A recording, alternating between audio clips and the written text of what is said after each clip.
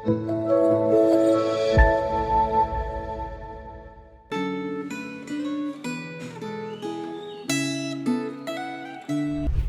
jemaat yang dikasihi oleh Tuhan, apa kabar setiap kita hari ini?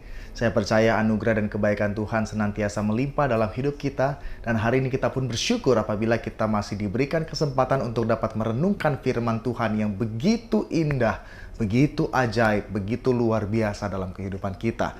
Oleh sebab itu, sebelum kita lebih dalam merenungkan firman Tuhan, saya undang kita semua untuk tundukkan kepala, kita berdoa. Bapa, sungguh kami kagum akan Engkau, betapa Engkau Allah yang mengasihi setiap kami. Engkau memelihara kami dengan begitu sempurna ya Tuhan. Tiada hari yang kami lewati tanpa Tuhan bersama-sama dengan kami. Dan saat ini ya Tuhan, kami bersama-sama akan kembali merenungkan firman Tuhan. Kami rindu Engkau Allah yang boleh menjamah hati kami. Biarlah melalui dengan kuasa daripada Tuhan, kami dapat memahami firman-Mu dan kami boleh hidup seturut dengan apa yang Tuhan katakan melalui firman-Mu. Kami serahkan Tuhan masing-masing kami ke dalam tangan-Mu. Berbicaralah karena kami siap untuk mendengar. Hanya di dalam nama Tuhan kami Yesus Kristus kami berdoa dan mengucap syukur. Amin. Saudara sekalian, refleksi Gema kita hari ini bertemakan yaitu adalah anugerah Allah yang diambil dari Efesus 2 ayat 8 sampai ayat yang ke-10. Mari kita sama-sama membaca firman Tuhan. Sebab karena kasih karunia kamu diselamatkan oleh iman, itu bukan hasil usahamu tetapi pemberian Allah. Itu bukan hasil pekerjaanmu, jangan ada orang yang memegahkan diri, karena kita ini buatan Allah, diciptakan dalam Kristus Yesus untuk melakukan pekerjaan baik yang dipersiapkan Allah sebelumnya. Ia mau supaya kita hidup di dalamnya. Terpujilah nama Tuhan. Saudara sekalian, suatu ketika ada seorang anak yang sungguh-sungguh bergumul dengan studinya. Dia bergumul untuk melanjutkan studinya bukan karena dia anak yang tidak berprestasi. Dia anak yang berprestasi tetapi dia tidak mampu untuk melanjutkan studinya.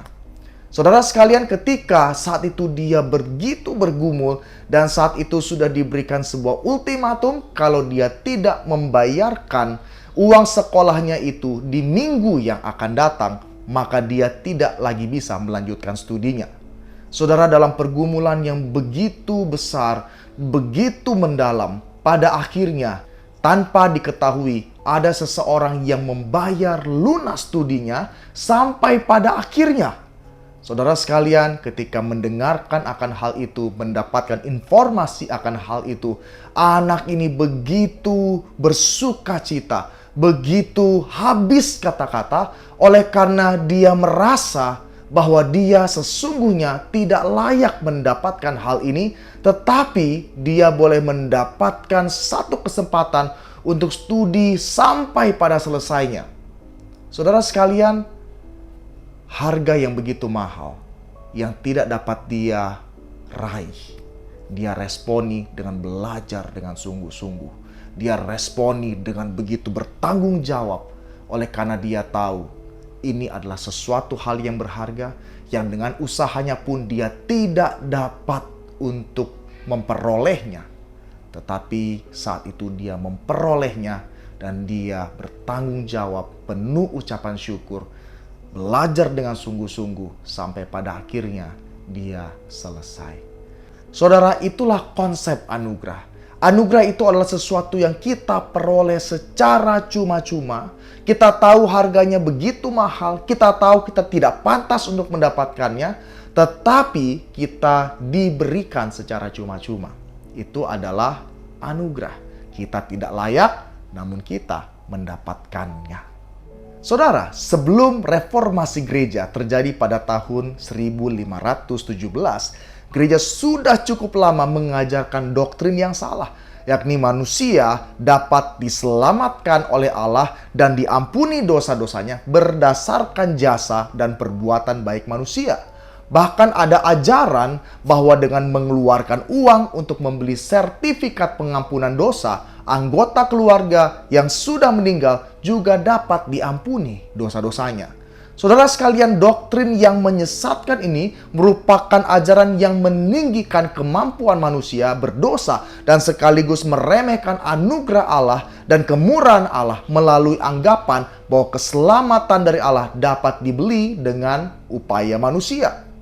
Saudara, pada zaman ini, saat kemampuan manusia di banyak bidang makin hebat, manusia semakin merasa seperti Allah dan merasa bahwa mereka dapat membeli keselamatan dari Allah. Bahkan mereka merasa dapat menyelamatkan diri mereka sendiri. Saudara sekalian, khotbah tentang anugerah Allah juga semakin kurang. Praktik kehidupan sehari-hari orang Kristen semakin tidak mengandalkan Allah. Seringkali kita merasa mampu dan merasa layak untuk menerima pemberian dari Allah tersebut. Saudara sekalian, dengan sangat jelas Alkitab mengajarkan bahwa anugerah Allah merupakan satu-satunya alasan yang membuat manusia berdosa dapat diselamatkan. Inilah yang diajarkan terus-menerus oleh reformasi Protestan. Keselamatan dan kehidupan baru orang Kristen itu bukan hasil usahamu, bukan hasil pekerjaanmu, melainkan pemberian Allah. Keselamatan dapat terjadi karena Allah memberikan Kristus untuk menjadi jalan pendamaian bagi manusia berdosa. Keselamatan dapat kita terima oleh karena Roh Kudus memampukan kita untuk menerimanya dan melahirkan kita kembali. Semua itu adalah anugerah dan kemauan baik dari Allah untuk kita, manusia yang berdosa. Saudara sekalian, namun doktrin anugerah Allah ini tidak mengabaikan perbuatan baik. Kita tetap harus melakukan perbuatan baik, tetapi dengan konsep yang berbeda. Dalam doktrin anugerah, perbuatan baik dipahami sebagai buah atau hasil dari keselamatan oleh anugerah. Anugerah Allah melahirkan tanggung jawab untuk melakukan pekerjaan baik. Seperti yang dikatakan dalam bacaan kita hari ini di ayat yang ke-10. Kita diselamatkan oleh anugerah dan menjadi ciptaan baru dalam Kristus untuk melakukan pekerjaan baik yang sesuai dengan rancangan dan kemauan Allah.